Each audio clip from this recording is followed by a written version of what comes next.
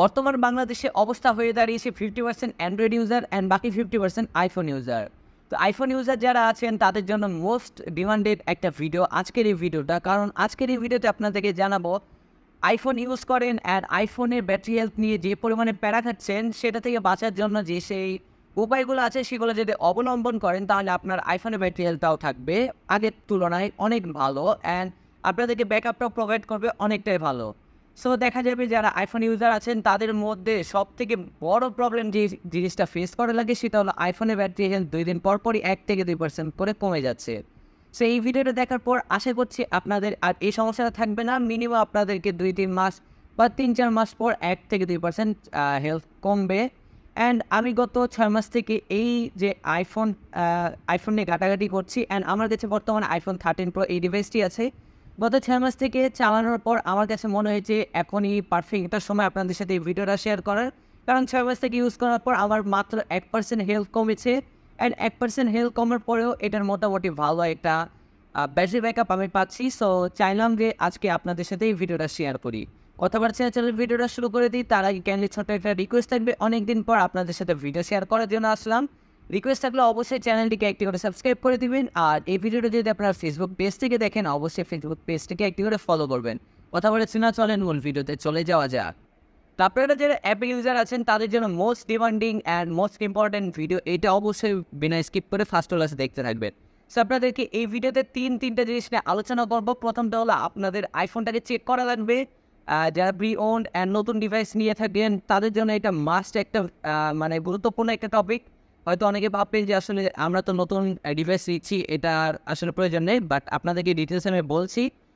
Second যে অপশানটা সেটা হলো যে আপনারা কী দিয়ে চার্জ করছেন অ্যান্ড এটার অ্যাডাপ্টারটা আসলে কোনটা সেটা দিয়ে আর কি চার্জ করলে ভালো হবে কিনা সেটাও আপনাদেরকে ডিটেলস জানাবো। অ্যান্ড থার্ড যে টপিকটা সেটা হলো আপনারা কীভাবে ব্যবহার করবেন আর কীভাবে এটাকে মেনটেন করবেন। সেই তিনটে যদি আপনারা জিনিসটা খেয়াল রাখেন তাহলে আপনাদের আইফোনে যে সকল প্রবলেমগুলো থাকবে মানে ব্যাটারি হেলথের সমস্যা সেটা থাকবে না বলে আমি আশা করছি অ্যান্ড মনে করছি।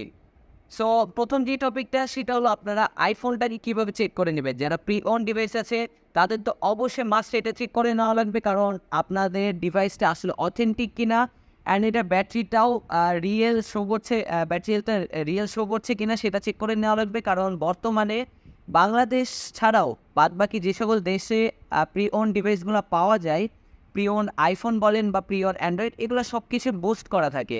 দেখা যাবে প্রথম 2-4 দিন আপনারা ভালো ব্যাটারি ব্যাকআপ পাবেন, দেন আবার ডাউন খেয়ে যাবে। বাংলাদেশে কিন্তু এই সমস্যাটা অনেক বেশি হয়ে থাকে। আমরা আরেকটা আইফোন কিনলাম, কেনার পরে 1-2 মাস পরে দেখা যায় যে সেটার ব্যাটারি হেলথটা মোটামুটি 8-10% কমে যাচ্ছে। এরকম আমার নিজের এক্সপিরিয়েন্স থেকে বলছি, আমার নিজে থেকে দেখা এরকম অনেক ডিভাইস আমি ফেস করেছি যেগুলোতে ব্যাটারি হেলথের ইস্যু পরে দেখা গিয়েছে। দেখা যাচ্ছে 2-3 মাস পর কেনার সে ব্যাটারি হেলথটা নাই হয়ে গেছে।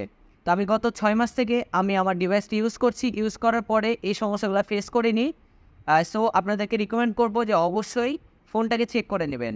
এখন আপনাদেরকে বলি যারা নতুন ডিভাইস কিনবেন মানে নতুন আইফোন কিনবেন তারাও অবশ্যই এই জিনিসটা খেয়াল রাখবেন। কিন্তু কারণ বর্তমানে যে সমস্যাটা দেখা যাচ্ছে সেটা হলো যে বিভিন্ন রকম ট্রাস্টের শপগুলোতেও কিন্তু আপনারা দেখতে পাবেন যে পুরাতন আইফোনগুলোকে সিল প্যাক বানানো হচ্ছে এবং সেটাকে বিক্রি করা হচ্ছে সেটার ব্যাটারি বুস্ট করার মাধ্যমে। সো এরকম ডিভাইস যদি আপনাদের ভাগ্যে পড়ে যায় তাহলে অবশ্যই আপনাদের জন্য ময়ে জিনিস। সো যাই হোক, এবার সেকেন্ড যেই জিনিসটা নিয়ে কথা বলবো সেটা হলো আপনারা কোন অ্যাডাপ্টার বা কোন চার্জার দিয়ে চার্জ করছেন। আপনারা সাধারণত খেয়াল করবেন বাংলাদেশে কিন্তু যারা আইফোন নতুন কিনেন বা পুরাতন কিনেন সকলে যে জিনিসটা ট্রাই করেন অবশ্যই অরিজিনাল অ্যাপেলের চার্জারটা কেনার চেষ্টা করেন। বাট আমি আপনাদেরকে রিকমেন্ড করব অবশ্যই এই জিনিসটা কখনোই করবেন না। বাংলাদেশে সাধারণত অ্যাপেল স্টোর নাই, যার কারণে কিন্তু বাংলাদেশে সেইভাবে অ্যাপেলের অরিজিনাল চার্জারটাও পাওয়া মুশকিল। কিছু কিছু অথেন্টিক শপ আছে যারা কিন্তু বাইরের দেশ থেকে অরিজিনাল অ্যাপেলের অ্যাডাপ্টার নিয়ে আসে, বাট তুলনামূলক দেখা যাবে 80-90% শপ যেগুলো আছে সেগুলোতে কিন্তু নকল অ্যাডাপ্টার ধরিয়ে দেয় অ্যান্ড সেটা উচ্চ মূল্যে আপনাদের কাছে সেল করে অ্যান্ড বলে যে হ্যাঁ ভাই এটা অরিজিনাল অ্যাডাপ্টার। বাট এই ভুলটা করবেন না। আপনারা যেই জিনিসটা করবেন অ্যাঙ্কার, বেসুস বা আদার্স যেই অরিজিনাল কোম্পানিগুলো বাংলাদেশের প্রোভাইডার আছে তাদের এমএফআই সার্টিফাইড অ্যাডাপ্টার যেগুলো থাকে সেগুলো নিয়ে নেওয়ার চেষ্টা করবেন। আমি রিকমেন্ড করব অবশ্যই আপনারা বেসুস অ্যান্ড অ্যাঙ্কারের এই দুইটা অ্যাডাপ্টার চেক করতে পারেন। আমি নিজে বেসুসের এখন পর্যন্ত অ্যাডাপ্টার ইউজ করছি গত 3 বছর থেকে, অ্যান্ড কোনো প্রকার সমস্যা আমি ফেস করিনি। গত 6 মাসে আপনাদেরকে কিছুক্ষণ আগেও জানালাম যে আমার মাত্র 1% হেলথ কমেছে, অ্যান্ড এখন পর্যন্ত কোনো সমস্যা আমার ফেস করতে হয়নি। হ্যাঁ, যদিও এটার যে কেবলটা আছে সেটা নিয়ে সমস্যা দেখা যায়, মাঝে মাঝে চেঞ্জ করা লাগে 2-3 মাস পর বা 4 মাস পর দেখা যাচ্ছে চেঞ্জ করা লাগে, বাট এটা আপনার ফোনের জন্য অবশ্যই ভালো। সো থার্ড নম্বর যে জিনিসটা সেটা হলো আপনারা কীভাবে ইউজ করছেন। আপনাদেরকে রিকমেন্ড করব আপনারা যদি প্রো ম্যাক্স এই দুইটা ডিভাইস ইউজ করেন সেগুলো কিন্তু চার্জ ব্যাকআপ অনেক ভালো নন সিরিজগুলোর থেকে। তবে 13-14 এগুলোরও কিন্তু ব্যাটারি ব্যাকআপ অনেকটাই ভালো। বর্তমানে যে জিনিসটা আপনারা খেয়াল করবেন সেটা অনেক ইউটিউবার বা অনেক ক্রিয়েটর বলবে আপনাদেরকে 20%-এর নিচে আপনারা কখনোই ব্যাটারি আসতে দেবেন না, অ্যান্ড 80%-এর উপরে ব্যাটারি চার্জ করবেন না। সো আমি এটা কখনোই বলবো না, আপনারা অবশ্যই চার্জ করবেন, 100% করবেন, কজ ওইটা আপনার প্রয়োজন আছে। আর ফোনটাকে বানানোই হয় মূলত 100% চার্জ যেন আপনারা করতে পারেন।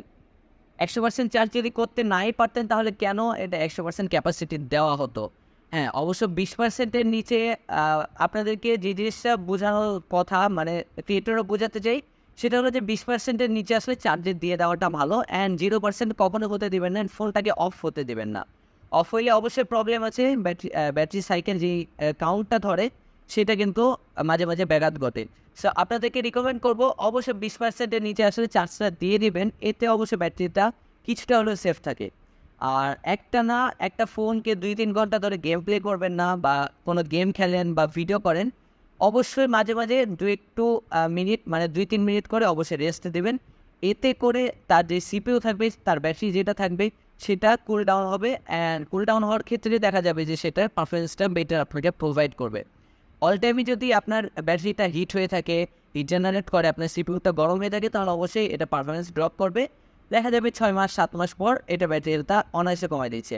আরেকটা জিনিস রেকমেন্ড করবো আপনাদেরকে, কখনোই ফোন চার্জে দিয়ে ফোনটা ইউজ করবেন না। যদিও আমি করে থাকি, বাট আপনাদেরকে রিকমেন্ড করবো এটা করবেন না, এর ফলে ব্যাটারিতে সমস্যা দেখা দিতে পারে।